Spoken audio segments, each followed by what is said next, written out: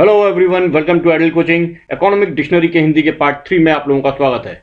इस पार्ट में हम यूटिलिटी वर्सेस सेटिस्फैक्शन पर डिस्कशन करते हैं। यूटिलिटी और सेटिस्फैक्शन के बीच में डिफरेंस है कि नहीं है, और है तो क्या है, वो हमको समझना बहुत ज़रूरी है। सपोज एक बच्चा है और उसको भूख लगी है, तो क्या करेगा? वो सोचेगा क्या खाया जाए। मान लो उसने सोचा समोसा खाया जाए, तो उसने एक्सपेक्ट किया, यानी कि उसने सेटिस्फैक्शन को एक्सपेक्ट किया कि समोसा खाने से उसे सेटिस्फैक्शन मिल जाएगा, और उसके बाद वो उस तरफ गया, दुकान की तरफ। उसने समोसा खरीदा और खा लिया। तो बाद में जो हुआ उसको कहेंगे हम सेटिस्फैक्शन रियलाइज्ड। पहले क्या था? Satisfaction expected. तो एक्सपेक्टेड सेटिस्फैक्शन को हम कहते हैं यूटिलिटी।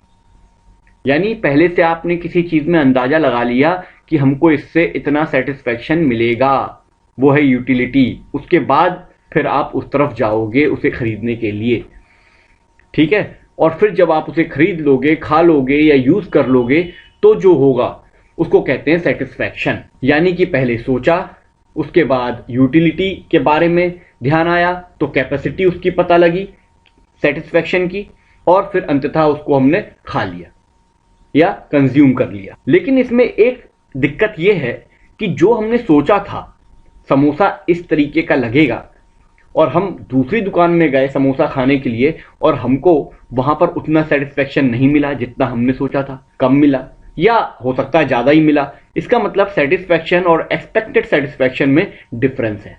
ये दोनों एक नहीं होते। अगर इसने समोसा खाया है तो वो समोसे का टेस्ट इसको अच्छा भी लग सकता है, बुरा भी लग सकता है, इसको सेटिस्फाई भी कर सकता है जैसा उसने सोचा था, या उससे ऊपर भी या उससे नीचे भी। ये एक डिफरेंस है। दूसरा ये डिफरेंस है कि जब हम यूटिलिटी की बात करें तो इसको प्राइस के टर्म्स में नापा जा सकता है, भले ही इनडायरेक्ट वे में, लेकिन नापा जा सकता है। कैसे नापा जा सकता है ये हम आगे पढ़ेंगे, लेकिन नापा जा सकता है। मगर सेटिस्फैक्शन को नापने का ऐसा कोई भी मेजरमेंट अभी तक नहीं बना। ये एक और डिफरेंस है। तो यूटिलिटी और सेटिस्फैक्शन, यहां तो हमने कन्वीनियंस के हिसाब से डिफरेंस देख लिया, मगर इकोनॉमिक्स में जब हम पढ़ेंगे तो इन दोनों शब्दों को हम एक ही मानेंगे, इसको साइनोनिमसली लेंगे।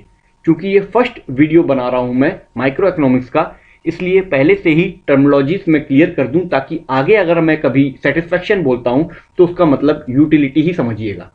ये कन्वीनियंस के लिए एक तरीके से हमने उसमें डिफरेंस कर दिया है, बाकी इकोनॉमिस्ट इसको एक ही जैसा यूज करते हैं इकोनॉमिक्स में।